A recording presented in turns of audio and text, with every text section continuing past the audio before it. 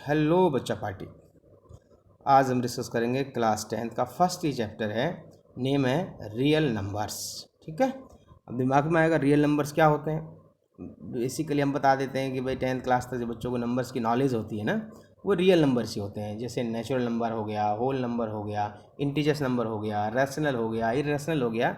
ये सारे कैसे नंबर हैं? ये all are rational real numbers. ठीक है, अब इसका दूसरा पार्ट आएगा 11th क्लास में, अनरियल यानी कि इमेजिनरी नंबर, वो बाद में बात करेंगे।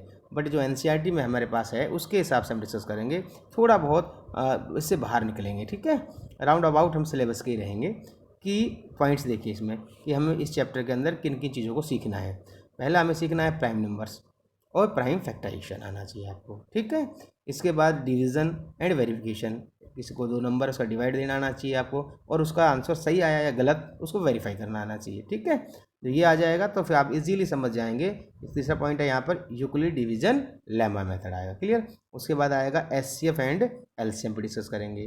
फिर आपके पास आएगा relation between numbers and HCF and LCM आएगा। ठीक है, इसके बाद आएगा इरेशनल एंड रैशनल नंबर भी डिस्कस होगा। फिर कंपोजिट नंबर पे डिस्कस करेंगे। फिर प्राइम एंड को प्राइम बताएंगे। Then after terminating and non terminating बताएंगे। उसके बाद आएगा form of a numbers. Form of number का मतलब जैसे इवन नंबर को आप क्या लिख सकते हैं, कैसे लिखते हैं, ओड नंबर को कैसे लिख सकते हैं ना, इस तरह से बताएंगे। इसके बाद 11 एक पॉइंट बेटा हो रहा है, यहाँ एक फंडामेंटल थ्योरम्स है ना, उसके बारे में डिस्कस करेंगे। क्या फंडामेंटल अर्थमेटिक थ्योरम है, उस पर डिस्कस करेंगे। ठीक है, चलिए वन बाय वन करते हैं। सबसे पहला नाम प्राइम नंबर्स। कोई कन्फ्यूजन नहीं होना चाहिए नंबर्स के अंदर। नेचुरल नंबर पता ही है आपको 1 2 3, होल नंबर 0 1 2 3, इंटीजर्स नंबर में पॉजिटिव नेगेटिव और जीरो काउंटिंग आती है, राइट। रैशनल नंबर का पता है, वो बाकी नंबर सिस्टम जब पढ़ाएंगे तब उससे पूरा डिटेल बताएंगे। क्लियर, अब यहाँ देखिए जो सिलेबस हिसाब से है प्राइम नंबर अपने पास, ये प्राइम नंबर। ठीक, अब प्राइम नंबर क्या होता है, हमने लिखा कोई भी नंबर अगर सिर्फ दो ही फैक्टर रखता है, एक तो उसका फैक्टर 1 होना चाहिए और एक इट सेल्फ होना चाहिए। अगर ऐसा है तो उस नंबर को हम प्राइम कहेंगे। तो ध्यान रखना बेटा, 1 इज़ नॉट प्राइम और नॉट कंपोजिट, क्योंकि 1 का सिर्फ एक ही फैक्टर है 1, इसके दो फैक्टर्स नहीं है। इसका मतलब अगर कोई नंबर ओनली 2 फैक्टर्स, ठीक है, ओनली 2 फैक्टर उसके होने चाहिए, दोनों फैक्टर होने चाहिए, तो उसे हम प्राइम कहेंगे। अगर दो फैक्टर नहीं है, एक फैक्टर है, तभी प्राइम नहीं है। और दो से ज़्यादा फैक्टर्स हैं तब भी प्राइम नहीं। जैसे एग्जाम्पल 2 3 5 7 11 39 17 19 एक्सेट्रा, ये आपके सारे प्राइम नंबर्स हैं। क्लियर, कभी कभार एक दिमाग में एक चीज़ आती है बेटा कि अगर बाय द वे आपके पास कोई लार्ज नेचुरल नंबर है और उसको ये बताना है कि ये नंबर प्राइम है या नहीं, इसका डिस्कस करना है आपको। तो अब ऐसे में कब तक डिवाइड करते जाएं, कैसे ढूंढेंगे हम, इसका एक टेक्निक है, एक ट्रिक है, उस पर ध्यान देंगे। जैसे यहाँ नंबर लिखा है 257, अब ये चेक करना है ये नंबर प्राइम है या नहीं है। ठीक है, अब क्या करना है, इस नंबर से बिफोर कोई नंबर का स्क्वायर करना है, और इससे के जस्ट बाद कोई ऐसा नंबर लो जिसका स्क्वायर करें और उसकी वैल्यू इन दोनों के बीच में आ जाए। क्या कहने का मतलब हुआ, देखिए हम ये कह रहे हैं कि यहाँ है 257, तो हमने क्या कर लिया 16 का स्क्वायर किया, तो 16 का स्क्वायर कितना आ गया बेटा, 16 का स्क्वायर आया 256, और 17 का स्क्वायर किया ये आया 289। क्या ये नंबर 257 इसके बीच में नहीं है क्या, बोलिए, दोनों बीच में है। इस तरह सोचना है। और देखिए कैसे सोच सकते हैं, जैसे मैंने को नंबर छोटा दे दिया, मैंने माना आपको नंबर दिया 21, तो आपको क्या करना है, इससे पहले कोई नंबर का स्क्वायर लेना है। जैसे मैंने आपको यहाँ ले लिया 4 का स्क्वायर, 4 स्क्वायर यानी 4 स्क्वायर कितना हो जाएगा आपका 16, और यहाँ 5 स्क्वायर लिख दिया मैंने यानी 25, यानी 4 स्क्वायर कितना आ गया 16, और ये लेस देन 21 और ये 25, यानी कि 21 जो है वो 4 के स्क्वायर और 5 के स्क्वायर के बीच में आ रहा है। तो ऐसे नंबर सर्च करना है, समझ में आ रहा है। और देखो क्या बता रहा हूँ मैं, देखिए बेटा, जैसे आपके पास कोई नंबर आ गया, मान लो 39 आ गया, ठीक है, अब ये चेक करना है। तो जस्ट मैंने कहा था इससे पहले और इसके बाद में, जैसे आपने लिखा 5 का स्क्वायर 25 आएगा, छोटा पड़ रहा है, 6 करो 36 आएगा, तो ये हम लोग 6 का स्क्वायर, क्या आ गया ये 6 का स्क्वायर 36, और ये 39, अब 6 से क्या आ जाएगा 7 का स्क्वायर, 7 का कितना हो गया 49, राइट है। इसका मतलब 39 जो है 36 और 49 के बीच में, इस तरह ढूंढना है नंबर। समझ में आया बात, ये 6 और 7 समझ में आ गया कैसा है। चलिए अब जैसे यहाँ पर आपको एग्जाम्पल दे रहे हैं हम, यहाँ देखिए मैंने लिखा 257, ठीक है, तो 257 नंबर जो है, इससे पहले एक नंबर लेंगे जिसका स्क्वायर करेंगे, वो इससे कम या इसके बराबर होना चाहिए, तो वो हो गया 16, तो 16 का स्क्वायर, और इसके बाद में एक नंबर ढूंढना है, डेफिनेटली वो इसका नेक्स्ट नंबर ही आता है 17। तो 17 का स्क्वायर, तो यहाँ 16 आया, डेफिनेटली 17 आएगा। तो 17 का स्क्वायर करेंगे कितना है 289, और ये 16 का स्क्वायर कितना है 256, इन दोनों के बीच में है, राइट। समझ रहे हो। अब क्या करना है कि ये नंबर पता लग गया आपका 16 स्क्वायर और 17 स्क्वायर के बीच में है, यानी आपको ये पता लगाना है कि ये जो नंबर है ऐसे कौन से दो नंबर के स्क्वायर के बीच में आता है, ये पता लगाना है कुल मिला के। ये 16 स्क्वायर और 17 स्क्वायर के बीच में आता है। तो फिर इसे क्या हुआ, तो हम क्या करेंगे, जो आपके पास 16 इसका स्क्वायर के बीच में आ रहा है इसको नहीं देखना। तो ये 16 जो है इससे पहले प्राइम नंबर कौन कौन से हैं, तो 16 से पहले प्राइम नंबर कौन कौन से हैं, 2 है, 3 है, 5 है, 7 है, 11 और 13 है। कितने नंबर हो गए, 1 2 3 4 5 6 नंबर हो गए बस। अब आप क्या करना कि जो 16 से पहले जो प्राइम नंबर आ रहे हैं ये नंबर, इनसे इसको डिवाइड करके देखना। ये क्या 2 से डिवाइड जा रहा है, नहीं जा रहा। क्या ये 3 से डिवाइड जा रहा है, नहीं जा रहा। क्या ये 5 से जा रहा है, नहीं जा रहा। क्या 7 से जा रहा है, नहीं जा रहा। क्या 11 से जा रहा है, नहीं जाएगा। क्या 13 से जा रहा है, नहीं जा रहा। किसी से डिवाइड नहीं जा रहा, इसका मतलब ये डेफिनेटली प्राइम नंबर है। इस तरह एक लार्ज नंबर का हम पता लगा सकते हैं, राइट है। अब ये आपको मैंने पता लगा जा रहा है, नहीं जा रहा, जा रहा नहीं जा रहा, ये आपको डिविजिबिलिटी रूल आने चाहिए। वो हम कोई नंबर डिविजिबल है या नहीं उसके रूल्स होते हैं, वो भी हम एक अलग से वीडियो में डालेंगे। सारे नंबर का 1 से लेकर कम से कम 20 तक का डालेंगे, ठीक है। तो ये इसका मतलब ये आपका प्राइम नंबर है। क्लियर है बेटा, समझ में आई बात। नेक्स्ट चलिए, अब आप उसमें डाउट हो तो दोबारा पूछ लेना। अब आपको डिवीजन, अब आपको अगर सर ये क्या पढ़ा रहा है, डिवीजन एंड वेरिफिकेशन हमें आता है, 6 क्लास पढ़ा है, बट ये ज़रूरी है, इससे ही कनेक्ट है आपका अगला टॉपिक यूक्लिड डिवीजन लेम्मा। देखिए 513 में डिवाइड करना है 11 का, ठीक है, इससे 11 से डिवाइड करेंगे। तो हम ऐसे डिवाइड करते हैं लॉग डिवीजन मेथड से, ऐसे ये डिवाइड किया, डिवाइड करने में रिजल्ट क्या आया। अब ये ध्यान रखना कि इनके नेम डाल रहे हैं, ये जो 11 से डिवाइड कर रहे हैं ये होता है आपका डिवाइज़र। क्या होता है, डिवाइज़र। इंपॉर्टेंट है बेटा ये डिवाइज़र, मतलब इसको सीखना जरूरी है, आगे काम आएगा ये डिवाइज़र है, ठीक है। अब मान लीजिए मैंने डिवाइज़र को बी से नाम दे दिया कि ये बी हो गया, क्लियर। अब ये जो डिवाइड करने पर जो रिजल्ट आया इसे कहते हैं क्वोशिएंट। क्वोशिएंट का मतलब क्यू, हिंदी में क्या कहते हैं इसको, भागफल, राइट। क्या मिला हमें, और उसके बाद में रिमाइंडर देखिए कितना है, रिमाइंडर आपका 7 है, ठीक है। इस तरह आप डिवाइड देना आपको आता है। लेकिन अब आप यहाँ एक ऑब्जर्व करेंगे एक चीज़, क्या किसी भी नंबर का रिमाइंडर डिवाइजर से बड़ा आ सकता है क्या, बोलिए। क्या रिमाइंडर डिवाइजर से बड़ा हो सकता है क्या, नहीं हो सकता, क्योंकि अगर रिमाइंडर बड़ा होगा तो फिर आगे डिवाइड चला जाएगा, ठीक है। ये तो जब तक डिवाइड देते जाते हैं जब तक रिमाइंडर छोटा नहीं आ जाए, या फिर रिमाइंडर क्या नहीं आ जाए, 0। ये है कॉन्सेप्ट, ध्यान रखेंगे। मतलब आप डिवाइड नॉर्मली हमें पता है फिर भी हम ध्यान नहीं देते हैं कि डिवाइड जब तक देते रहते हैं तब तक या तो रिमाइंडर 0 आ जाए या फिर रिमाइंडर जो है वो डिवाइजर से छोटा होना चाहिए। इस तरह हम डिवाइड करते हैं, राइट। अब इसको वेरीफाई कैसे करते हैं, देखिए हमने वेरिफिकेशन किया है, इस तरह से लिखते हैं वेरिफिकेशन में कि डिविडेंड, डिविडेंड समझ रहे हो, ये वाले वैल्यू, ये इसे कहते हैं डिवाइज़र, ये है डिविडेंड, ये है क्वोशिएंट, और ये क्या हो गया, रिमाइंडर, ठीक है। तो हम वेरीफाई इस तरह से करते हैं कि डिविडेंड 6-7 क्लास में आई थिंक, डिविडेंड जो है उसकी वैल्यू किसके बराबर होनी चाहिए, divisor into quotient plus remainder. अगर ये रिजल्ट इसके इक्वल आ गया तो हमारा आंसर करेक्ट है। तो क्या है डिविडेंड हमारा 513 इक्वल टू, ये 11 से डिवाइड दिया है, ये डिवाइज़र है। क्वोशिएंट क्या आया हमारा 46 से इंटू किया प्लस 7 किया, और ये रिजल्ट इतना ही आएगा, इसका मतलब हमारा डिवाइड करेक्ट है, ठीक है बेटा। डायरेक्ट पता है ना आप लोगों को, इस तरह से करते नहीं थे आप कि भाई इन दोनों का मल्टीप्लाई प्लस इसके इक्वल, इन दोनों का मल्टीप्लाई प्लस ये करेंगे तो ये वैल्यू डिविडेंड की इक्वल आनी चाहिए, ठीक है। चलिए देखिए इसमें मैंने क्या लिखा, नोट जो बताया वो लिखा मैंने कि value of remainder is always less than divisor और मे बी 0 हो सकती है, क्लियर है। यहाँ ये कंडीशन लिखी है मैंने, ये आर का मतलब रिमाइंडर है, वो 0 हो सकता है ना। रिमाइंडर जो है आपका 0 हो सकता है, इक्वल टू 0 या 0 से बड़ा होगा, बट कभी भी डिवाइज़र जो है उसके बराबर नहीं आएगा, डिवाइज़र से छोटा होगा, इसलिए ये कंडीशन लिखी है, ठीक है। चलिए बेटा अब ये क्यों समझाया है, इधर देखिए। अब यहाँ 10th क्लास में एक नया नेम आ रहा है, नाम है एक यूक्लिड डिवीजन लेम्मा। अब इसको देखकर ऐसा लगता है कि जैसे कोई नई चीज़ आ गई है, एक्चुअल में ये बिल्कुल नई चीज़ नहीं है। ये डिवीज़न को जो वेरीफाई करते हैं ना वही लिखा हुआ है, देखिए किस तरह लिखा है, क्या डिफाइन कर रखा है, क्या है डिवीजन लेम्मा मेथड।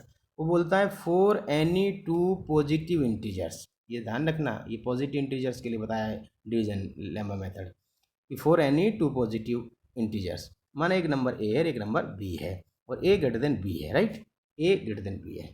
अब ए ग्रेटर देन बी का मतलब समझ रहे हो, ये ए जो है आपका डिविडेंड होगा और ये डिवाइजर बन जाएगा, देखिए a greater than b, right. There exist, अगर ऐसा है तो there exist whole numbers q and r. बोले ऐसे में फिर क्यू और आर भी होल नंबर आएंगे। कब आएंगे?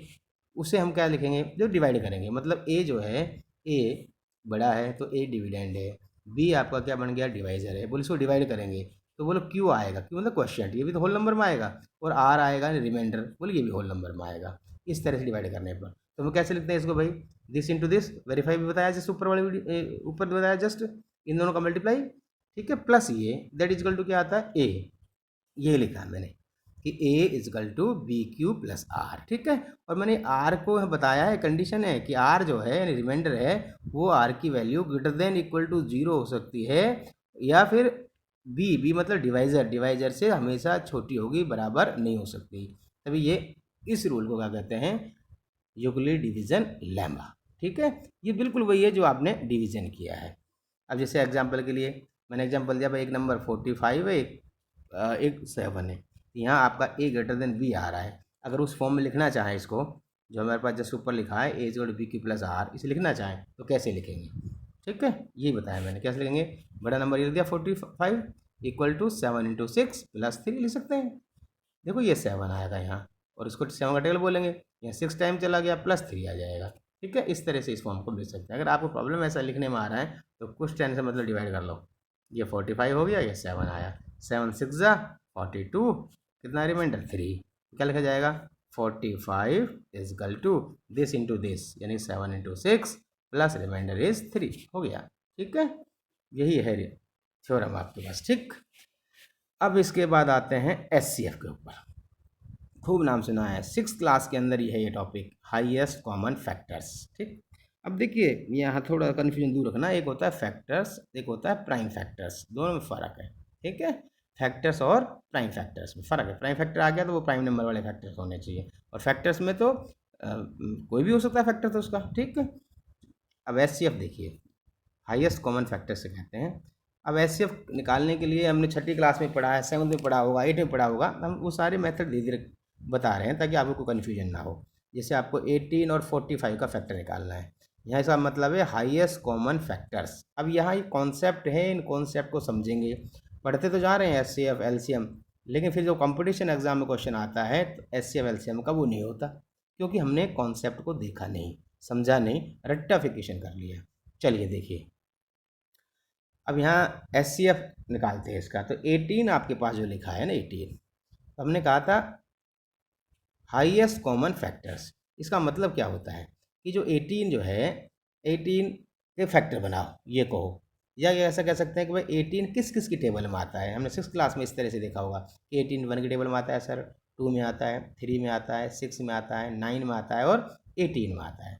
ठीक है, जैसे ही 9 में आ गया, इसके बाद देखो ये 18 जो है, 18 का हाफ कितना है? 9 हो गया। अब जैसे किसी नंबर के हाफ या हाफ के नज़दीक जाते हैं तो बीच में उससे जस्ट आगे फिर कोई नंबर नहीं आएगा, ध्यान रखना, ये कॉन्सेप्ट है, फिर सीधा नंबर 18 ही आएगा। ठीक है, जैसे मान लीजिए कहीं फैक्टर करना शुरू किया आपने 75 का, राइट, और आप कहीं पहुंच गए इसके नज़दीक, मिड में पहुंच गए मान लीजिए। अब यहाँ मान लीजिए 25 के पास पहुंच गए, 25 हो गया। अब 25 से आगे देखना शुरू करा, 26 27 28 ऐसे देखेंगे ना, तो ये नहीं आएगा आगे नंबर बेटा। 25 का क्या आएगा? 75 आना आगे, नहीं? ठीक है, चलिए देखो,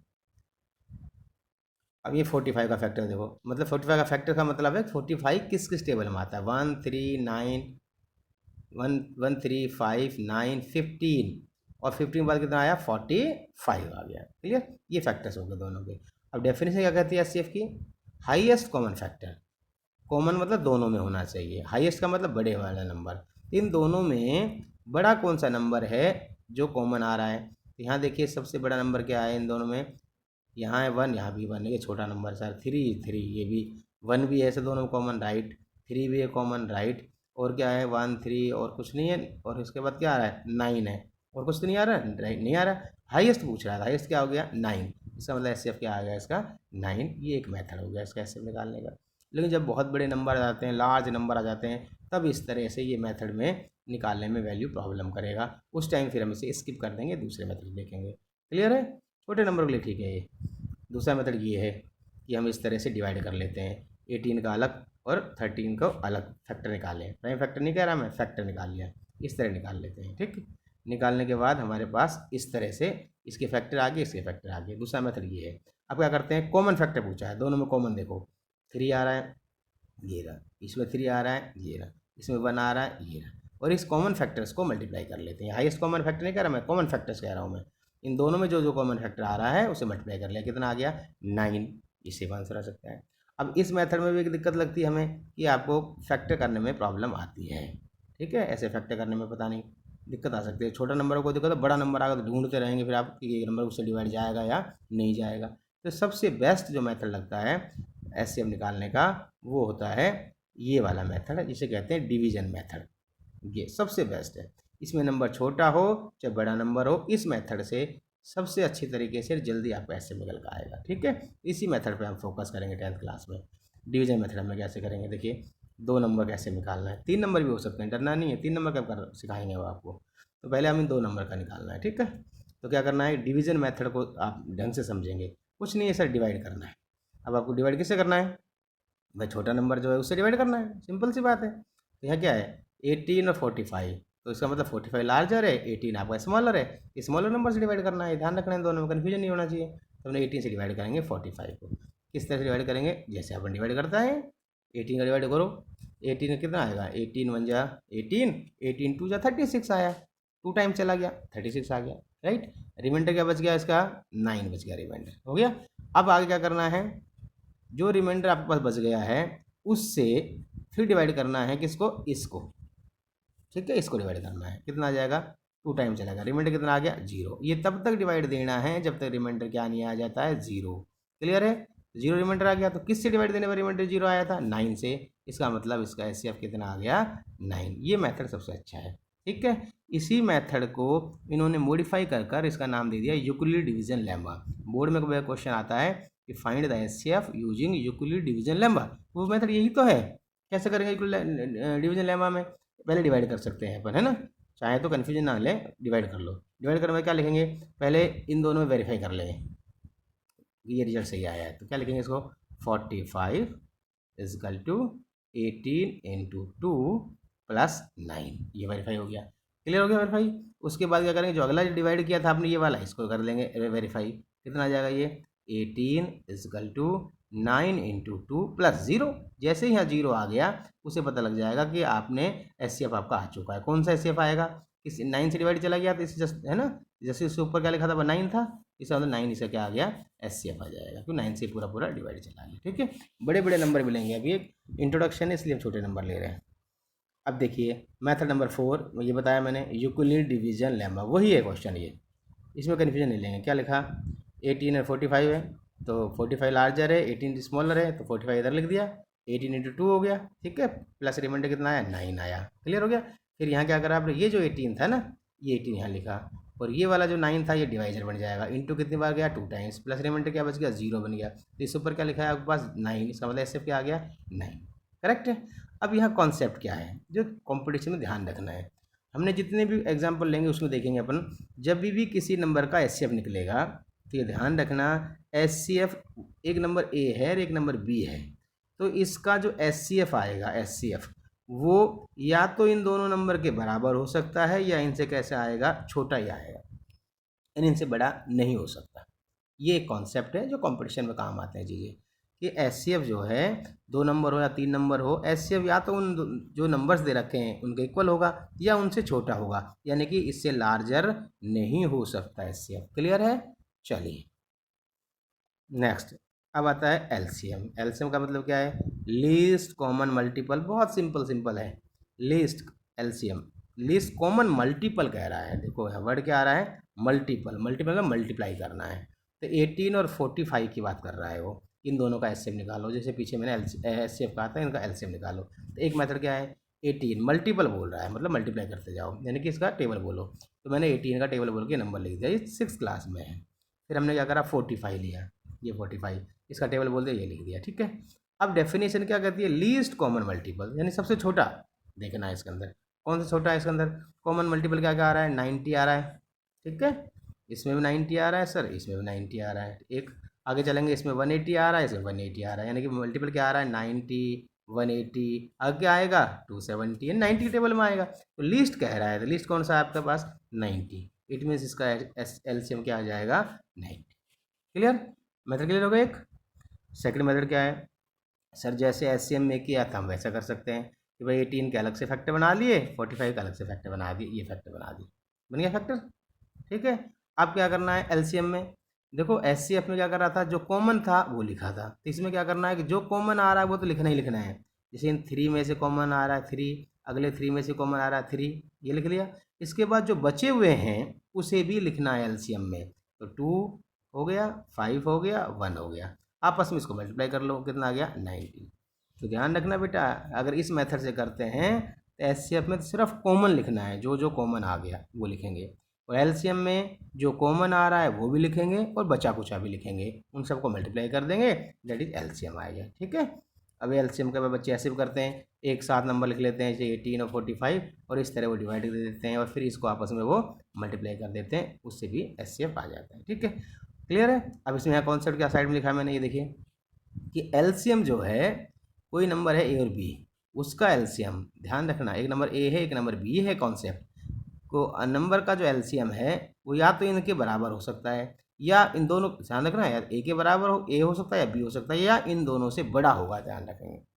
अब इसमें बहुत से कॉन्सेप्ट आएंगे जो हम आगे बताएंगे, समझ गए। एलसीएम की जो वैल्यू आती है वो या तो वो ए और बी या सी, 3 नंबर हो, बाय द वे 2 नंबर हो, डोंट वरी, तो उन नंबरों में से किसी भी एक नंबर के बराबर हो सकता है, या फिर डेफिनेटली उनसे बड़ा होगा, यानी कि एलसीएम कभी भी जो नंबर्स है उनसे छोटा नहीं हो सकता। ओके, बाय बच्चा पार्टी, फिर मिलते हैं अगले वीडियो में, बहुत सिंपल है, बाय।